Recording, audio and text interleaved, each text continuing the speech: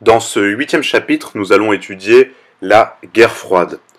Alors, qu'est-ce que la guerre froide? C'est le nom d'une longue période qui a commencé après la Seconde Guerre mondiale et qui a opposé deux blocs. Vous voyez ici d'un côté en bleu les Américains et leurs alliés, et en rouge et rose les Russes et leurs alliés. Donc la définition que l'on peut donner de la guerre froide, c'est la suivante. C'est le nom de la période pendant laquelle se sont opposés deux blocs autour de l'URSS et des États-Unis. Pourtant, vous vous souvenez, pendant la Seconde Guerre mondiale, l'URSS, donc la Russie, et les États-Unis étaient alliés. Pourtant, dès la fin de la Seconde Guerre mondiale, cette alliance se fissure. Pourquoi? Notamment parce qu'ils ont des modèles de société très différents. D'un côté, on a l'URSS, qui met en avant un idéal communiste, fondé sur la propriété collective, notamment des entreprises, etc., et un contrôle de l'économie par l'État. De l'autre côté, on a les États-Unis, donc le pays capitaliste entre tous, donc communisme contre capitalisme, et les USA, les États-Unis, qui mettent en avant la liberté d'entreprise, la liberté du commerce et la liberté de l'économie. Donc dès 1947, c'en est fini de l'alliance entre les Russes et les États-Unis, qui était en fait une alliance tactique contre Hitler. En 1947, il y a deux événements que vous devez connaître. Le plan Marshall, qui est une aide donnée par les États-Unis aux pays européens opposés à l'URSS, et côté russe, la doctrine Jdanov, qui dénonce l'impérialisme américain. Donc il faut savoir qu'à ce moment-là, l'Allemagne, ça va être important, vous le verrez, l'Allemagne est divisée en deux, avec à l'ouest une partie qui est du côté des Américains, et de l'autre côté, à l'est, une partie qui est du côté des Russes. Donc à partir de ce moment, en 1947, deux blocs, c'est-à-dire deux systèmes d'alliance, se constituent. D'un côté l'OTAN, qui existe toujours, qui regroupe les États-Unis et ses alliés, et de l'autre côté le pacte de Varsovie, qui regroupe l'URSS et ses alliés. Vous pouvez voir sur cette carte, en bleu, c'est en gros les alliés des États-Unis, donc c'est ce qu'on appelle le bloc de l'Ouest, et en rouge et en rose, c'est les pays alliés aux Russes, ce qu'on appelle le bloc de l'Est. Je vous laisse regarder. La guerre froide, c'est donc l'affrontement entre ces deux blocs.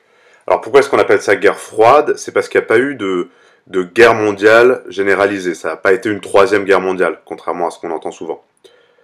En revanche, ces deux blocs se sont affrontés indirectement via certaines crises.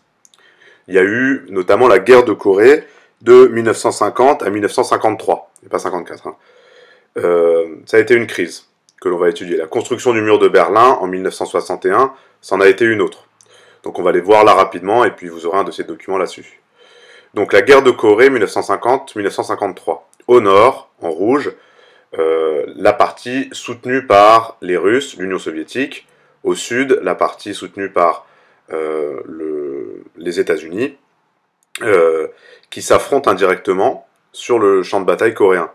Donc ça a été une guerre, comme on le voit là sur les photographies, extrêmement violente, extrêmement meurtrière, puisque entre 1950 et 1953, cette guerre a fait pas moins de 2,5 millions de morts, et c'est depuis cette époque que la Corée est séparée en deux, et qu'il y a une Corée du Nord et une Corée du Sud comme aujourd'hui. Un deuxième exemple de grande crise, c'est la construction du mur de Berlin en 1961. Alors pourquoi un mur à Berlin? C'est parce que comme vous le voyez sur cette carte, Berlin était séparé entre une partie, là en bleu, du côté des Américains, et de l'autre côté, une partie en rouge, du côté des Russes. Il faut savoir que Berlin tout entier était à l'intérieur de la partie est de l'Allemagne qui était alliée aux Russes.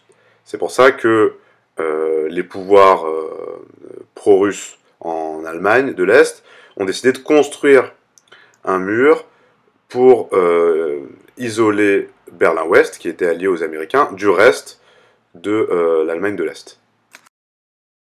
Et c'est ainsi qu'un beau jour, les Berlinois, en 1961, se sont réveillés et ont vu des ouvriers en train de construire un mur séparant la ville en deux.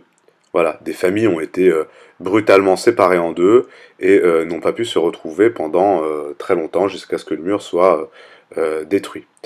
Donc le mur de Berlin isolait Berlin-Ouest, qui était pro-américaine, du reste de l'Allemagne de l'Est, pour éviter qu'il y ait des gens qui passent par là pour fuir le bloc soviétique, le bloc pro-russe. Et c'est ainsi que le mur de Berlin est devenu le symbole de la guerre froide entre les deux blocs.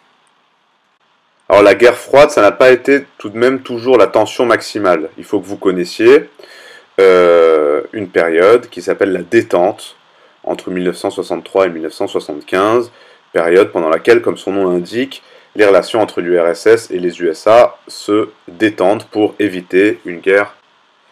La guerre froide prend vraiment fin en 1989, au moment où des manifestants détruisent le mur de Berlin, dont on a vu qu'il a été construit en 1961, et ce qui entraîne la réunification de l'Allemagne entre l'Allemagne de l'Ouest et l'Allemagne de l'Est.